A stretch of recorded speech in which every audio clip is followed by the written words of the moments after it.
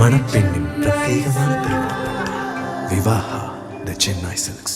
வருகின்ற சட்டமன்ற தேர்தலில் யாருடன் கூட்டணி என அறிவிக்காமல் காலம் தாழ்த்தி வந்த தேமுதிக பொதுச் செயலாளர் பிரேமலதா விஜயகாந்த் ஒரு வழியாக அண்ணா அறிவாலயம் பக்கம் ஐக்கியமாகி திமுகவுடனான கூட்டணியை உறுதி செய்து எதிர்பார்ப்புகளுக்கு முற்றுப்புள்ளி வைத்துள்ளார்.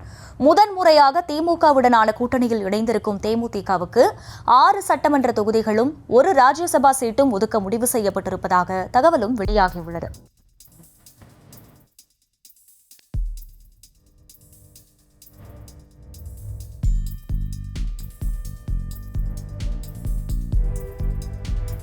யாரும் எதிர்பார்க்காத வகையில் திடீர் திருப்பமாக திமுகவுடனான கூட்டணியை பிரேமலதா விஜயகாந்த் முடிவு செய்திருப்பதை பார்க்கும்போது லெப்ட்ல இண்டிகேட்டர் போடுவோம், ரைட்ல கைய காட்டுவோம், ஆனா வண்டிய நேரா ஓட்டுவோம் என்ற விவேக்கின் நகைச்சுவை வசனம்தான் நினைவுக்கு வருகிறது.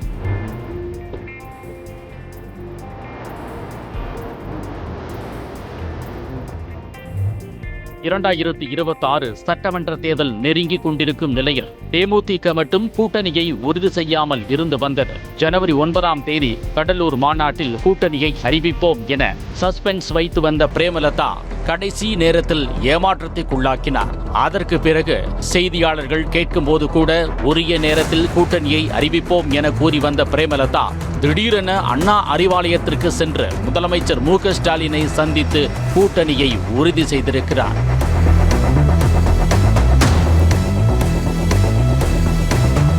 அண்ணா அறிவாலயத்திற்கு தனது தம்பி எல்.கே. சுதீஷுடன் வந்த பிரேமலதாவை ஏவ வேலுவும் கே.என். நேருவும் வாசலிலேயே நின்று வரவேற்று அழைத்து சென்றனர்.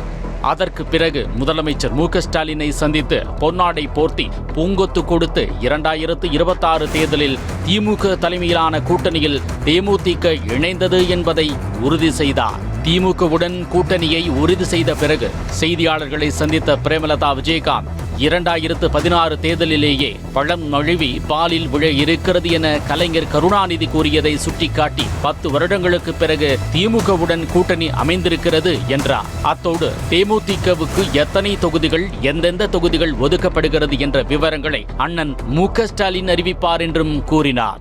கேப்டன் 2016 இந்த கூட்டணி அமைய வேண்டியது. கலைஞர் ஐயா பழம் நழுவி பால்ல விழுப்போகுதுன்னு சொன்னாரு.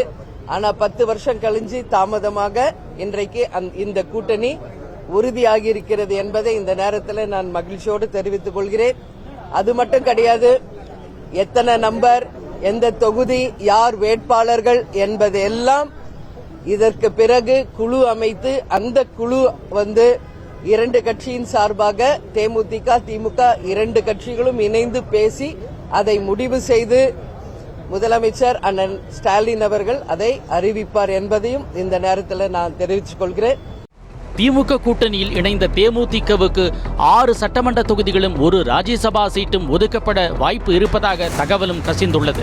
கடந்த 2024 மக்களவை தேர்தலிலேயே ராஜ்யசபா சீட்டை எதிர்பார்த்துதான் அதிமுகவுடன் தேமுதிக கூட்டணியில் இணைந்தது. ராஜ்யசபா சீட்டுக்கு வாய்மொழியாக ஒப்புக்கொண்ட அதிமுக தலைமை கடைசி நேரத்தில் கையை விரிக்க அப்போதிலிருந்தே வருத்தத்தில் இருந்தார் பிரேமலதா விஜயகாந்த்.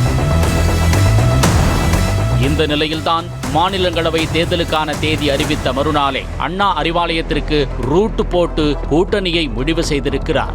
தேமுதிக இரட்டை இலக்கத்தில் தொகுதிகளை எதிர்பார்த்து காய் நகர்த்தி வந்தது என்ற நிலையில் ஒப்புக்கொள்ள மறுத்த திமுக கடைசியாக 6+1 என்ற முடிவுக்கு வந்ததாகவும் சொல்கிறார். ஏற்கனவே கடந்த தேர்தலில் விசிக, மதிமுக, கம்யூனிஸ்ட் உள்ளிட்ட கூட்டணி கட்சிகளுக்கு 6 தொகுதிகள் தான் ஒதுக்கப்பட்டது என்ற நிலையில் புதிதாக வந்த கட்சிக்கு கூடுதல் தொகுதிகளை ஒதுக்குவது மனஸ்தாபத்தை ஏற்படுத்தும் என்பதால் தேமுதிகவுக்கும் 6+1 என்ற அடிப்படையிலேயே பேச்சுவார்த்தை நடத்தப்பட்டு முடிவு செய்யப்பட்டு இருக்கிறது.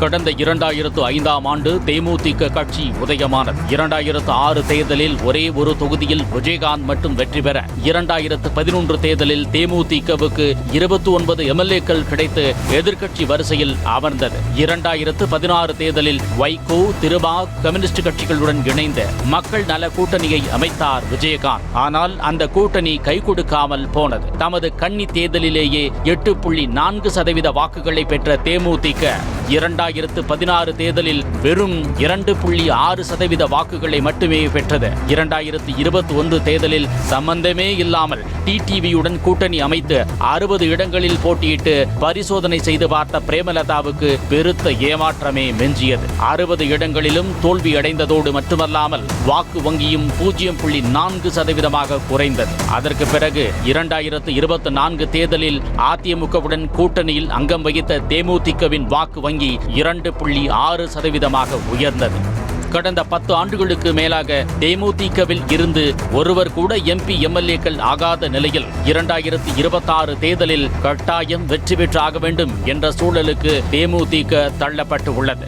இந்நிலையில்தான் திமுகவுடனான கூட்டணியை தேர்ந்தெடுத்திருக்கிறது தேமுதிக. அதே சமயம் நாடாளுமன்ற தேர்தல்களை பொறுத்தவரையில் 2009 தனித்து போட்டியிட்ட தேமுதிக 2014 பாஜகவுடன் தேசிய ஜனநாயக கூட்டணியில் இணைந்தது. 2019 2024 மக்களவை தேர்தல்களில் அதிமுகவுடன் கூட்டணி அமைத்திருந்தது. கடந்த வாரம் ஈஷா யோகா மைய சிவராத்திரி விழாவில்தான் அதிமுக முன்னாள் அமைச்சர் SP வேலுமணியை சந்தித்து பிரேமலதா பேசியிருந்தார். அப்போது மீண்டும் பிரேமலதா அதிமுக கூட்டணிக்குத்தான் செல்ல வாய்ப்பு இருப்பதாக பேசிக் கொள்ளப்பட்டது. ஆனால் திடீரென திமுக கூட்டணியை முடிவு செய்திருக்கிறார் பிரேமலதா. திமுகவுடன் கூட்டணியை உறுதி செய்த கையோடு நேராக கோயம்பேடு சென்ற பிரேமலதா விஜயகாந்த் நினைவிடத்தில் மரியாதை செலுத்தினார்.